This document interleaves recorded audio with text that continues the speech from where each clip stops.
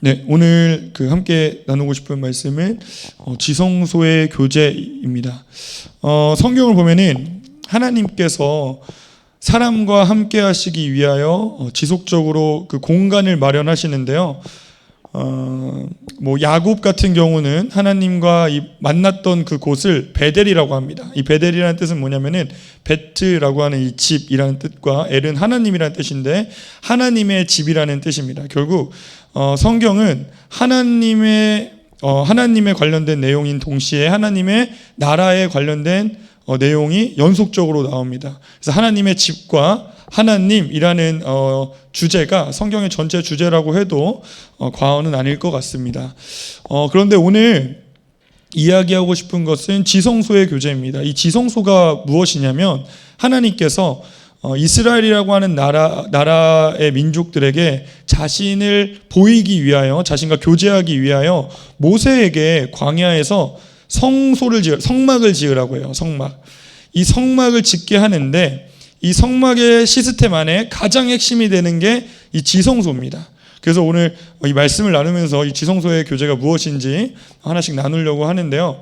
이 성막이라고 하는 곳은 무엇이냐면 이스라엘 백성들이 광야에서 전진할 때 이스라엘 백성 가운데 가장 중심이 되었던 하나님과 교제하였던 그 공간인데요. 이 공간이 약 가로로는 45m 정도가 되고요. 그 다음에 세로로는 22m에서 23m 정도가 된다고 합니다. 그러니까 학교 운동장 정도의 크기의 공간이에요.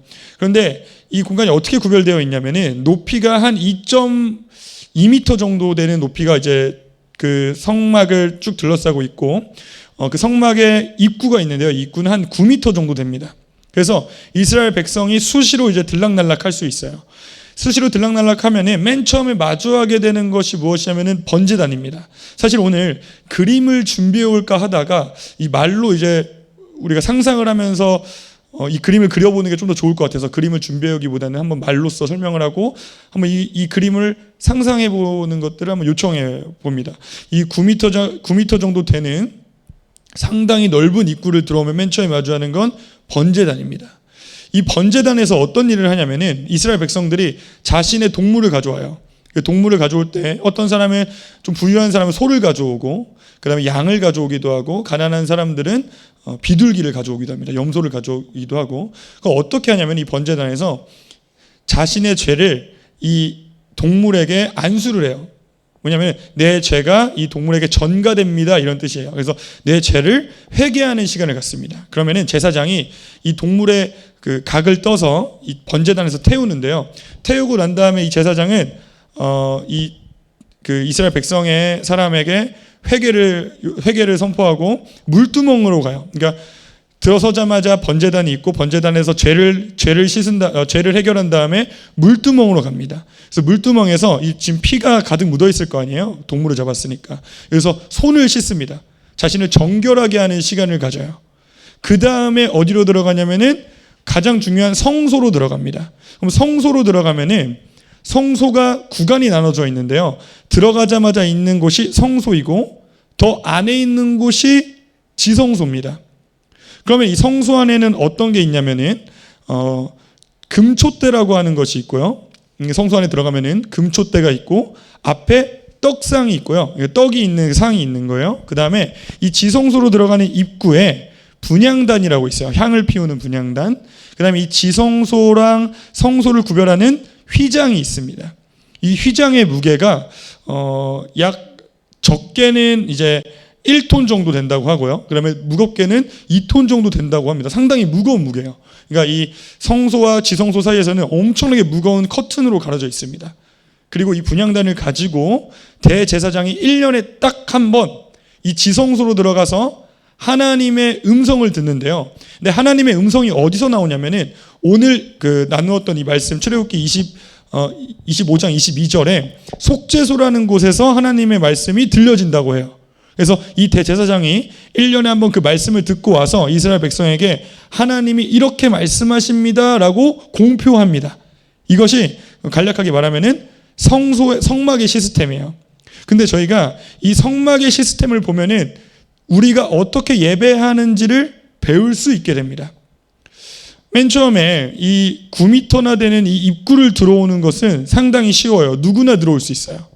그리고 여기서 자신의 죄를 회개하고 그 물두멍에서 자신의 죄를 씻는 이 과정은 누구에게나 열려 있습니다. 저희도 이제 주일날 오면은 그런 기도하잖아요. 한 주간에 있었던 죄를 속죄하는 시간을 갖고 회개하는 시간을 갖잖아요. 이렇듯 이 죄를 씻고 회개하는 과정은 이스라엘 모든 사람들에게 열려 있어요. 하나님이 죄사함을 모두에게 해준다라는 뜻입니다. 그런데 이스라엘 백성이 나중에 가서 하나님과의 교제 없는 죄 씻음만 해요. 하나님과의 깊은 교제는 없고 성소의 교제는 없고 매번 회개하고 돌아가고 회개하고 돌아가고 자신의 문제를 해결받고 돌아가고 자기의 죄를 회개하고 또 돌아가서 또 죄를 짓고 이렇게 반복하니까 하나님께서 나중에 교제 없이 드리는 제단에 대해서 꾸짖으세요. 그래서 이사야서에 뭐라고 나와 있냐면 이렇게 기록되어 있어요. 너희의 무수한 재물이 내게 무엇이 유익하겠느냐? 나는 순양의 번제와 살찐 짐승의 기름에 배불렀고 헛된 재물을 다시 가져오지도 말라. 너희가 내 앞에 보이러 오니 이것을 누가 너희에게 요구하였느냐? 너희는 내 마당만 밟을 뿐이니라. 이렇게 기록되어 있습니다. 이게 무슨 말이냐면은 이스라엘 백성이 하나님과의 교제 없이 자기의 문제, 자기의 죄만 씻으러 자꾸 왔다 갔다 한다는 뜻이에요. 그래서 너희가 나랑은 교제 없이, 나랑은 상관없이 너희 문제만 갖고 나왔구나. 너희가 내 마당만 밟고 가는구나. 이렇게 꾸짖습니다. 그래서 여기서 저희가 알 수 있는 첫 번째 성막의 시스템의 첫 번째는 우리의 죄 씻음과 우리의 문제가 해결되는 것은 그것으로 끝나는 것이 아니라 하나님과의 교제로 나아가는 도구라는 것을 깨달아야 됩니다. 그래서 마당을 밟고 다시 나가는 것이 아니라 마당을 밟았으면 성소로 들어가야 됩니다. 이게 성막 시스템의 첫 번째 원칙입니다. 마당을 밟았으면 번제단에서 물두멍에서 죄를 씻음받고 문제를 해결받고 이제 하나님과의 더 깊은 교제로 나아가는 겁니다. 저도 돌아보면은 하나님과의 더 깊은 교제로 나아갈 땐 이런 과정을 꼭 겪었던 것 같아요. 사실 저는 모태신앙은 아니고 20살 때 하나님을 처음 만났는데 제가 20살, 21살 때 저희 집은 이제 하나님을 믿는 집안도 아니었고 그런데 앞으로 어떻게 살아가야 될지 상당히 막연하기도 하고 이제 어린 나이에 되게 지금도 어리긴 하지만 막연하기도 하고 가정의 문제는 또 끊임없이 일어나고 내 삶의 문제는 항상 좀 괴로움이 있었던 그 연속을 걸었는데 그때 친구의 이제 권유로 교회를 나왔을 때 맨 처음 했던 것 하나님께서 계시다면 나의 문제도 해결해 주시지 않을까라는 막연한 기대감이었어요. 그런데 이 막연한 기대감이 실제적으로 하나님의 역사로 제게 다가오니까 그것으로 하나님과의 더욱더 깊은 교제로 들어갔던 것 같습니다.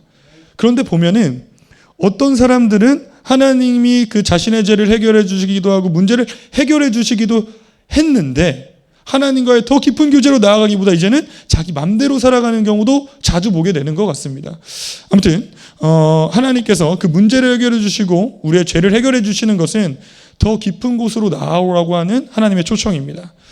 그러면은 이 마당을 밟고 나서 성소로 들어가게 되면은 이제 더 깊은 교제가 일어나는데요. 이 더 깊은 교제는 어떻게 이루어지냐면요. 들어가자마자 바로 뒤쪽에 들어가자마자 왼쪽에 금촛대가 있어요. 그리고 떡상이 있습니다.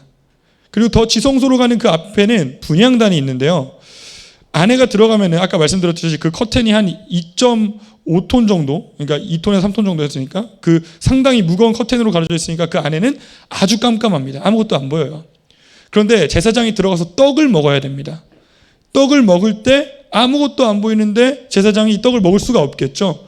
그래서 이 제사장의 직무 중에 하나는 이 성소 안에 금촛대에 항상 불이 켜져 있게끔 하는 겁니다. 기름을 여기 항상 채워놓고 이 불이 꺼지지 않게 항상 관리하는 거예요. 그래서 이 불이 꺼지지 않게 관리하면서 이 떡을 먹을 때 정확하게 떡이 어디인지 파악하고 이것을 먹게끔 이 불을 관리하고 떡을 먹습니다. 여기서 그 영적인 의미가 있는데요. 첫 번째는 이 불이 어디서 왔느냐는 거예요.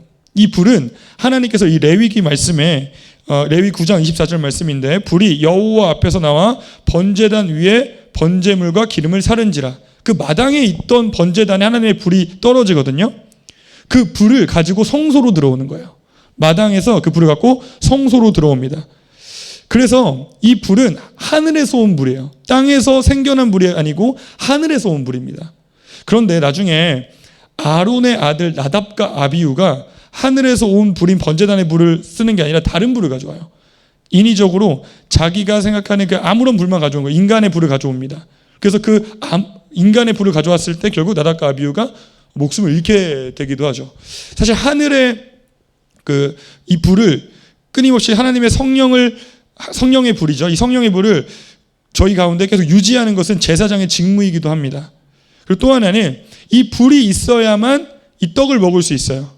이 의미가 무엇이냐면 이 떡은 예수님이 나중에 나는 생명의 떡이라고 합니다. 그래서 우리는 지금 하나님의 말씀, 이 성경을 읽을 때 이 떡을 먹는다고 생각하면서 읽어야 돼요. 그런데 그리고 또한 이 성경을 읽을 때 이해가 되지 않고 해석이 안 될 때는 지혜와 계시의 영인 성령님을 계속해서 초청해야 됩니다. 그래서 이 성소의 교제에서는 하나님의 말씀을 먹고 하나님의 성령님의 이 말씀을 조명하시는 그리고 그 기도로 하나님께서 예배를 풍성하게 하시는 것을 경험해야 됩니다.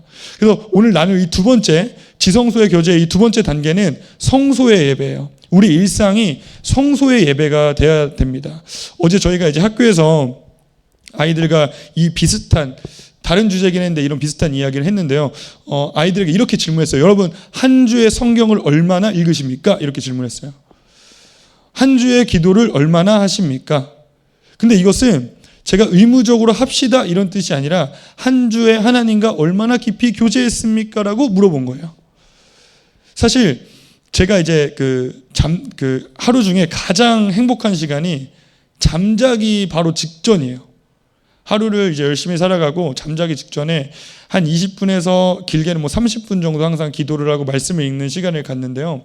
이때가 하루 중에 가장 행복한 시간이에요. 찬양을 틀어놓고 이 골방에서 혼자 이 성경을 읽으면서 기도하면서 이 있는 시간이 얼마나 행복한지 말씀 가운데 성령님께서 조명하시는 말씀을 누리게 되고 이 생명의 말씀이 낙심되었던 제 영을 깨우는 것을 수도 없이 경험하는 것 같아요. 삶에 문제가 있을 때는 이 성소에서 드려지는 예배가 저를 그 문제 위에 계신 하나님을 보게 하기도 합니다. 그래서 이 지성소의 교제의 두 번째는 무엇이냐면은 성소의 교제를 일상에서 회복하라 이것입니다. 우리가 더 깊은 하나님과의 마당을 넘어서 더 깊은 하나님과의 교제를 이뤄내려면 성소의 예배가 회복돼야 돼요. 매일 말씀을 읽고 성령님께서 이 말씀을 조명하시고 이 말씀 가운데 예배로 나아가야 합니다. 이 말씀과 예배와 기도가 쌓이면 드디어 지성소로 들어가게 됩니다. 이 지성소 앞에는 분향단이 있는데요. 이 분향단의 향을 가지고 지성소로 들어가요. 근데 지성소 안에는 금촛대도 없습니다. 철저하게 아무런 빛이 없어요. 이 분향단을 갖고 안으로 들어가서 예배를 드리는데 이 분향단의 의미는 무엇이냐면 하나님의 영광과 나 사이의 중재의 역할을 하는 거예요. 실제로 출애굽기에 이스라엘 백성에게 하나님의 영광이 임했을 때 이스라엘 백성 회막 위에 무엇이 있었냐면 구름이 있었습니다. 그렇듯이 지성소 안에서는 이 향이 가득해야만 하나님의 영광을 인간이 마주할 수 있습니다. 가운데 매개체가 있다는 뜻이겠죠. 결국 이 대제사장이 지성소로 들어가서 하나님의 속죄소를 마주합니다. 하나님의 영광을 직접적으로 마주합니다. 이것이 지성소의 예배입니다.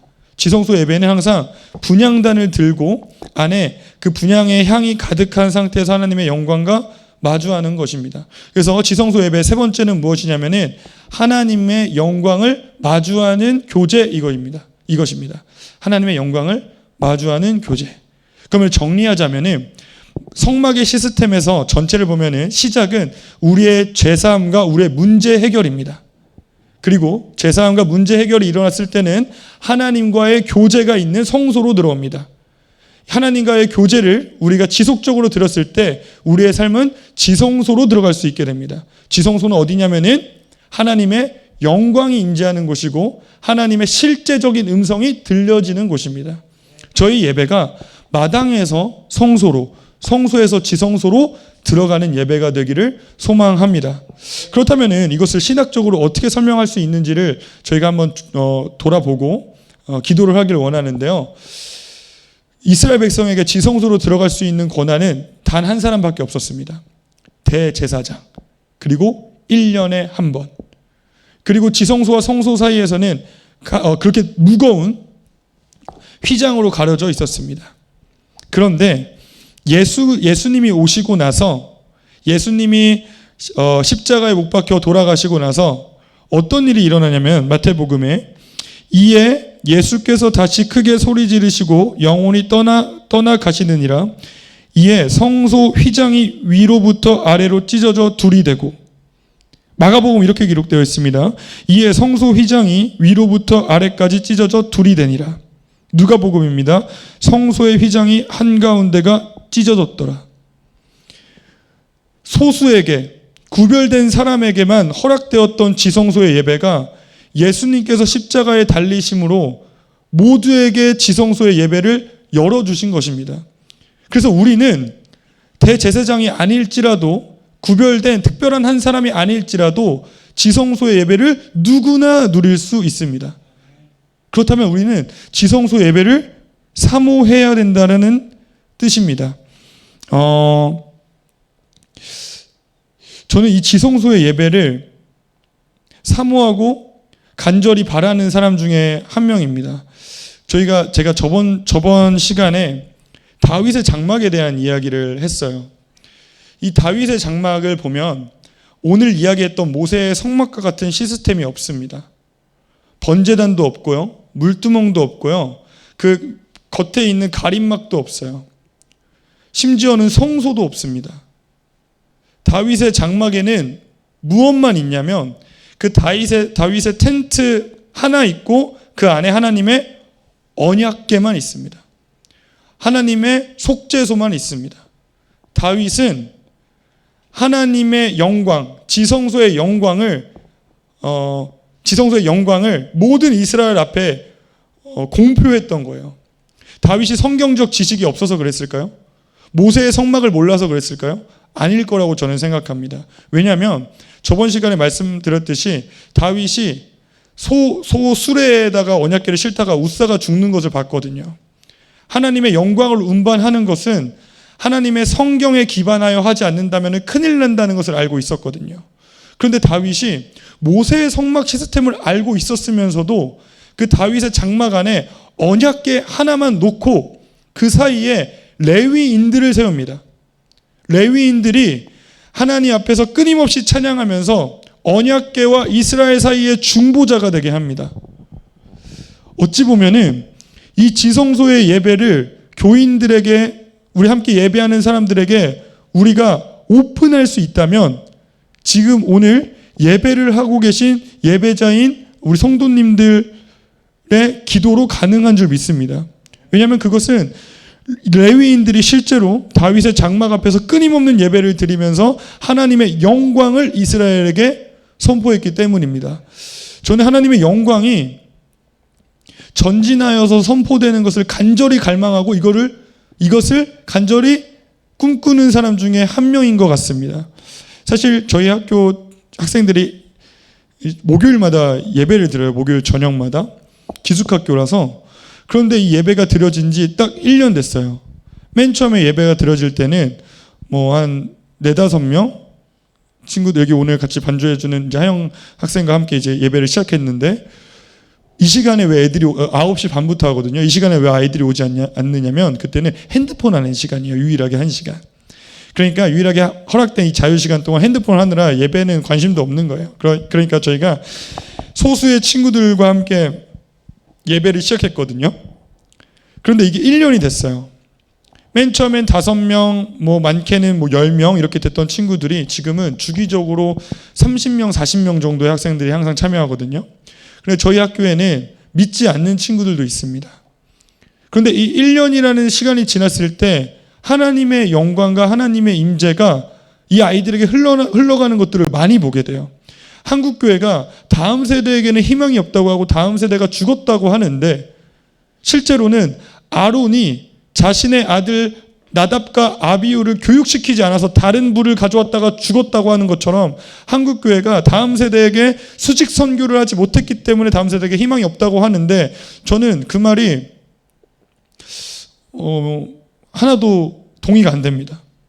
왜냐하면 하나님의 영광을 여는, 하나님의 영광을 사람들 앞에서 중재하는 한 사람이 있다면 하나님의 영광은 흘러가게 돼 있습니다. 이 학생들이 정말 믿지 않는 가정에서 있던 이 15살의 학생이 최근부터 기도회가 시작되기 한 10분, 15분 전부터 와서 기도를 먼저 시작해요. 하나님을 만난 거예요. 그리고 하나님을 만났을 때 그 감격을 아이들과 나누기도 하고 선포하기도 합니다.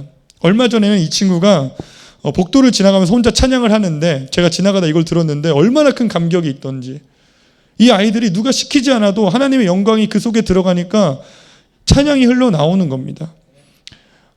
맨 처음에는 주여하고 기도합시다 이거 했을 때 기도하는 사람이 없었어요.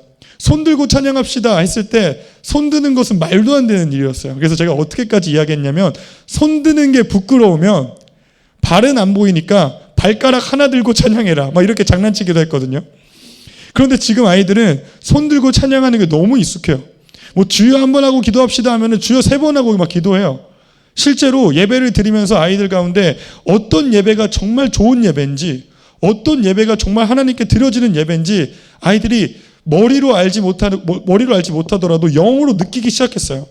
그래서 어느 날 영적으로 이 예배가 막힌 것 같으면 아이들 가운데 이렇게 얘기하는 거예요. 선생님, 오늘 예배가 좀 막힌 것 같아요. 하면은 제가 우리 함께 기도로 뚫어보자, 말씀으로 뚫어보자. 그 어느 날은 아이들이 기도가 뚫렸을 때, 선생님 오늘 말씀 가운데 하나님께서 말씀하시는 것 같아요. 예배가 돌파된 것 같아요. 이런 말들을 해요. 마찬가지로 저는 오늘 드려지는 이 예배가, 어쩌면 매주 드려지는 이 예배들이 지성소의 예배가 회복되기를 간절히 소망합니다. 이 미사목민교회 예배가 금요 예배, 수요 예배, 주일 예배까지 하나님의 영광이 선포되는 예배 되길 간절히 소망합니다.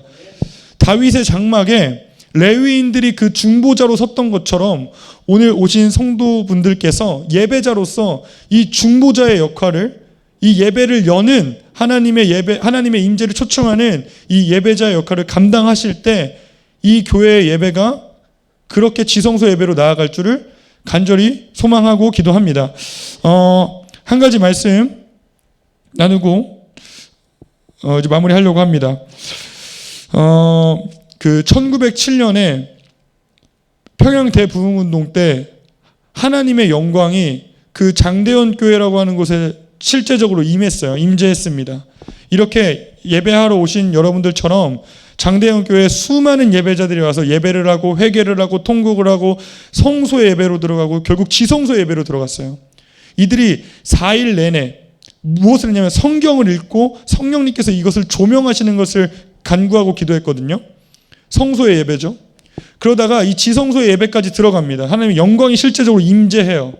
그때 옆에 있던 경찰서의 그 순사가 너무 시끄러우니까 민원을 받아서 이것을 말리려고 예배당 문을 활짝 열어요.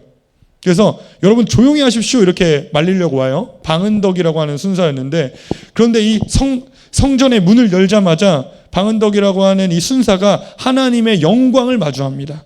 그리고 그 발 앞에서 하나님께 회개하고 돌아오면서 나중에 그 교회를 섬기는 장로님이 되는지 집사님이 되는지 정확히 기억이 안 나지만 직분을 받고 섬기는 사람이 됩니다. 저는 하나님의 영광이 임재하면 그런 일들이 비일비재하게 일어나는 것들을 글로도 많이 보고 실제적으로도 많지는 않지만 경험하기도 했던 것 같습니다. 그러면은 우리가 어떤 마음으로 예배자, 중보자의 마음을 가져가야 합니까? 그것은 바로 히브리서 10장 19절에서 20절에 있습니다. 그러므로 형제들아, 우리가 예수의 피를 힘입어 성소에 들어갈 담력을 얻었나니 그 길은 우리를 위하여 휘장 가운데로 열어 놓으신 새로운 살 길이요 휘장은 곧 그의 육체니라.